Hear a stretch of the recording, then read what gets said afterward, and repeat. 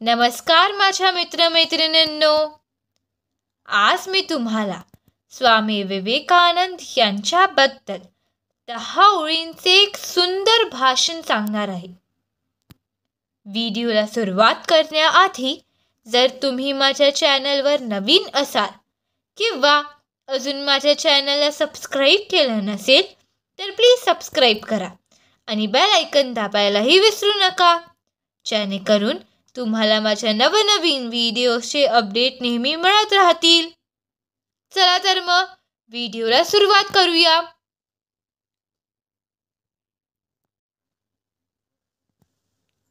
स्वामी विवेकानंद. स्वामी विवेकानंद यांचा जन्म 12 जानेवारी 1863 रोजी कोलकाता येथे झाला. त्यांचे खरे नाव नरेंद्रनाथ दत्त होते. बालपणापासून त्यांना आध्यात्मिकता आणि मानवतेबद्दल खोल विचार करण्याची आवड होती. त्यांनी रामकृष्ण परमहंस यांना आपले गुरु मानले आणि त्यांच्याकडून आध्यात्मिक शिक्षण घेतले.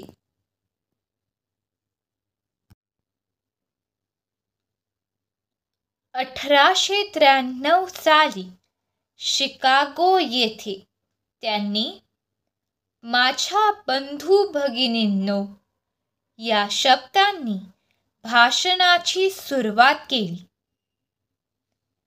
त्यांच्या प्रभावी विचारांनी जगभरातील लोकांना भारतीय संस्कृती आणि तत्त्वज्ञानाची ओळख करून दिली.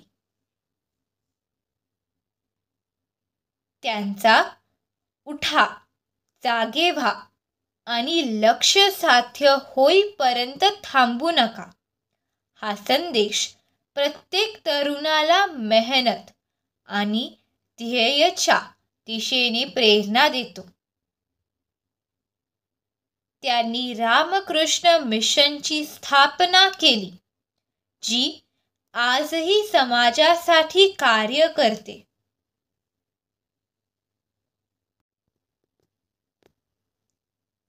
त्यांचे विचार आजच्या तरुण पिढीला मेहनतीने यश मिळवण्यासाठी मार्गदर्शन करतात.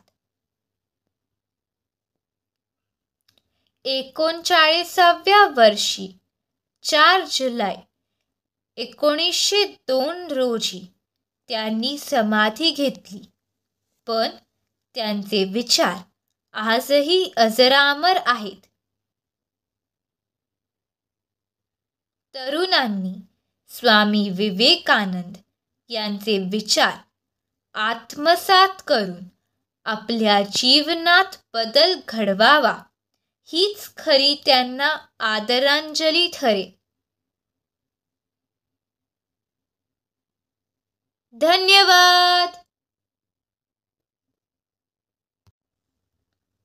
जर तुम्हाला माझा हा व्हिडिओ आवडला असेल तर प्लीज लाईक, शेअर आणि सबस्क्राईब करायला विसरू नका. धन्यवाद.